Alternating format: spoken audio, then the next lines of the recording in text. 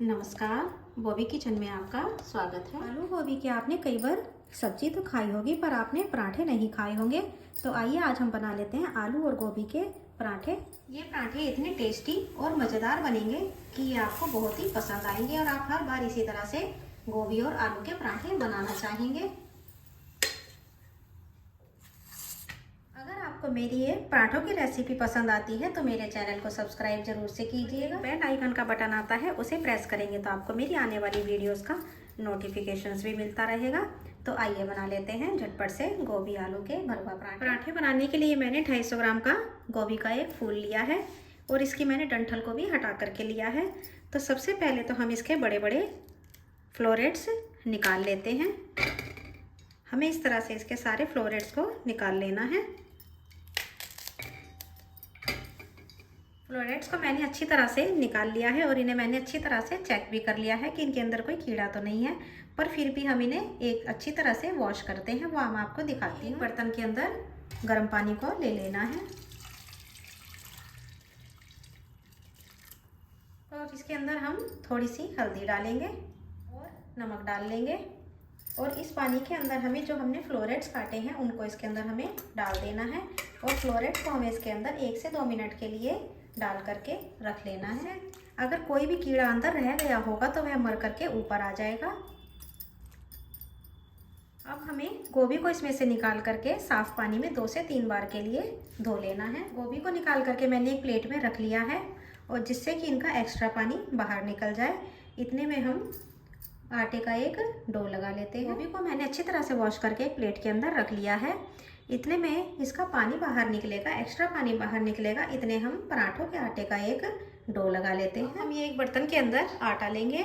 यह गेहूं का आटा है और इसके अंदर हमें नमक डाल लेना है। डालने के बाद हमें इसको अच्छी तरह से आटे में मिक्स कर लेना है और इसका हमें थोड़ा थोड़ा पानी डालते हुए एक सॉफ्ट सा डो तैयार कर लेना है।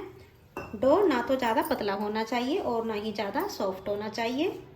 अगर टाइट होगा तो हमारे पराठे फटेंगे और ज़्यादा पतला होगा तो हम पराठों को बना नहीं पाएंगे। इसलिए डो को हमेशा सॉफ्ट ही रखना चाहिए। बस इस तरह से हम थोड़ा थोड़ा पानी डालते हुए एक डो को तैयार कर लेते हैं। तो अब आप देख सकते हैं कि हमारा आटे का डो बन करके तैयार है। देखिए बिल्कुल सॉफ्ट डो बन के तैयार हुआ है।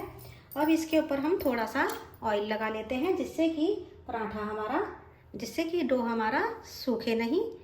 इस तरह से हम हाथों में ऑयल लेंगे और इसके ऊपर हमें ऑयल को इस तरह से लगा करके रख देना है और अब हम इसे रेस्ट के लिए 5 से 10 मिनट के लिए रख देते हैं। इतना ये रेस्ट कर रहा है, इतने हम गोभी की स्टफिंग तैयार कर लेते हैं। हम एक प्लेट के अंदर गोभी को बड़े वाले ग्रेटर की तरफ से इसको हम कस लेते हैं। गोभी को छोटे वाले ग्रेटर की साइड से मत कसना, नहीं तो गोभी में से ज़्यादा पानी निकलने लगेगा। इसलिए इसको बड़े वाली साइड से ही हमें घिस करके तैयार कर लेना है। सारी गोभी को हम इसी तरह से कस लेते हैं। गोभी को मैंने कद्दूकस कर लिया है। आइए अब हम गैस की तरफ चलते हैं। अब हम ये एक बर्तन को गरम करेंगे और उसके अंदर हमें ये 1 चम्मच ऑयल ले लेना है। आप घी या बटर कुछ भी ले सकते हैं। ऑयल के गर्म हो जाने पर हम इसके अंदर ये 1 इंच अदरक का टुकड़ा है, इसको मैंने कद्दूकस कर लिया है, उसको डाल देंगे और साथ में ही हमें इसके अंदर ये एक मैंने हरी मिर्च को बारीक चॉप करा है, उसको भी डाल देना है। अदरक और हरी मिर्च का इसके अंदर भून करके कच्चापन निकाल लेना है। इसको हमें 20 से 30 सेकंड के लिए भून लेना है।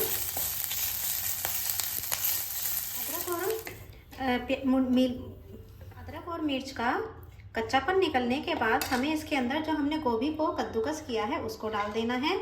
अगर आप लहसुन खाते हैं तो आप अदरक से पहले लहसुन को इसके अंदर डाल करके भून लीजिए, उसके बाद अदरक और मिर्च को डाल सकते हैं। अब हम गोभी को भी इसके साथ अच्छी तरह से मिक्स करेंगे। अब हमें गैस की फ्लेम को हाई पर कर देना है। अब इसके अंदर हम कुछ मसाले मिला लेते हैं। ये हम आधा चम्मच हल्दी पाउडर डालेंगे, आधा चम्मच ही हमें इसके अंदर लाल मिर्च पाउडर डाल लेना है। स्पाइसी आप अपने टेस्ट के अकॉर्डिंग कर सकते हैं। अब हम सारे मसालों को गोभी के साथ हाई फ्लेम पर 3 से 4 मिनट के लिए भून लेते हैं। गोभी को मैंने 3 मिनट के लिए हाई फ्लेम पर भून लिया है। अब हम गैस की फ्लेम को ऑफ करेंगे। इसी तरह से आप अगर बिना गोभी को मैंने 3 मिनट तक हाई फ्लेम पर भून लिया है। अब हम गैस की फ्लेम को ऑफ करेंगे। अगर आप गोभी को बिना भुने बनाना चाहते हैं तो इसके 2 तरीके होते हैं। एक तो आप गोभी को कस करके उसके अंदर नमक मिला करके 10 मिनट के लिए रख दीजिए और उसको आप कपड़ छान करके उसके पराठे बना सकते हैं, पर इस तरह से पराठे जो हैं ज़्यादा टेस्टी लगते हैं।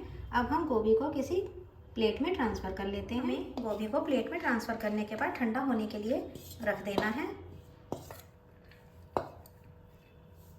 गोभी को मैंने फैला दिया था जिससे कि गोभी जल्दी से ठंडा हो जाए। गोभी के ठंडा हो जाने के बाद अब हम ये 2 बॉइल्ड आलू लेंगे और इनको हमें कद्दूकस कर लेना है। आप आलू की क्वांटिटी कम या ज़्यादा कर सकते हैं, अपने टेस्ट के अकॉर्डिंग डाल सकते हैं। सारे आलू को हमें कद्दूकस कर लेना है। अब इसके अंदर हम कुछ मसाले मिला लेते हैं। ये आधा चम्मच भुना हुआ जीरे का पाउडर डालेंगे, इसका फ्लेवर इसके अंदर बहुत अच्छा आएगा। और आधा चम्मच आमचूर पाउडर डालेंगे। अगर आमचूर पाउडर नहीं है तो आप इसके अंदर चाट मसाला भी डाल सकते हैं। स्वाद अनुसार नमक डाल देंगे। 1/4 चम्मच अजवाइन डालेंगे, इससे डाइजेशन बहुत अच्छा होता है। आधा चम्मच हमें इसके अंदर गरम मसाला डाल लेना है।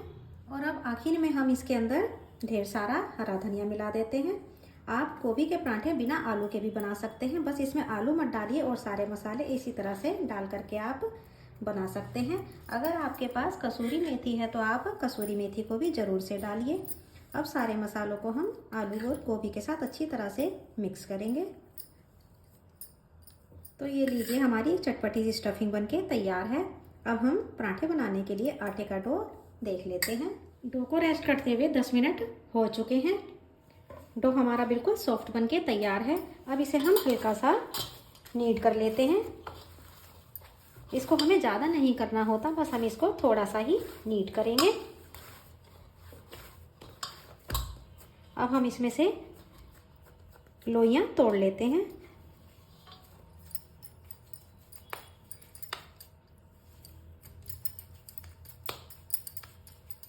हम इस तरह के इसमें से पेड़े निकाल लेते हैं। हम ये पेड़े को एक सूखे आटे में डस्ट करेंगे और इसको हमें इस तरह से बेल लेना है। इसको हमें ज़्यादा बड़ा नहीं बेलना और बीच में से हमें इसको थोड़ा सा मोटा ही रखना है। इतना बड़ा बेलने के बाद हमें इसके अंदर जो हमने स्टफिंग तैयार करी है उसको हमें इसके अंदर रख देना है। तो आप देखेंगे इस तरह से हम बिना फटे आलू और गोभी के पराठे बना करके तैयार कर सकते हैं और बहुत ही मज़ेदार भी बनेंगे। हमें इसके अंदर जितनी आपको स्टफिंग भरनी है उतनी भरिए, पर ज़्यादा ओवर भी नहीं कीजिएगा क्योंकि वो खाने में नहीं अच्छी लगेगी। इस तरह से स्टफिंग भरने के बाद हमें इसको इस तरह से उठा करके अंगूठे की हेल्प से बीच में से इसको प्रेस करते जाना है और इसको हमें इस तरह से कवर कर देना है।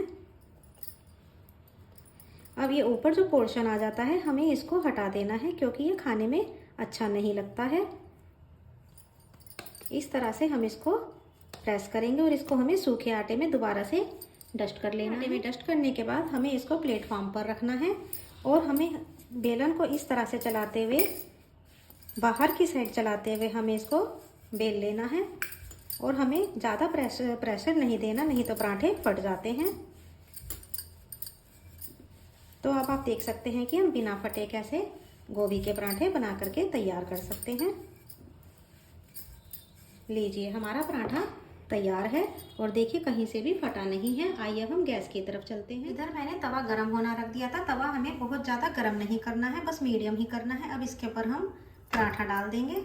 जब ये ऊपर से हल्का हल्का सा ड्राई लगने लगे तब हमें इसको पलट देना है।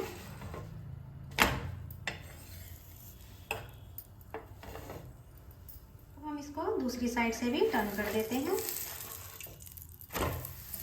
दूसरी साइड से भी ये गोल्डन कलर का हो चुका है। अब इस साइड भी हमें इसके ऊपर ऑयल लगा देना है।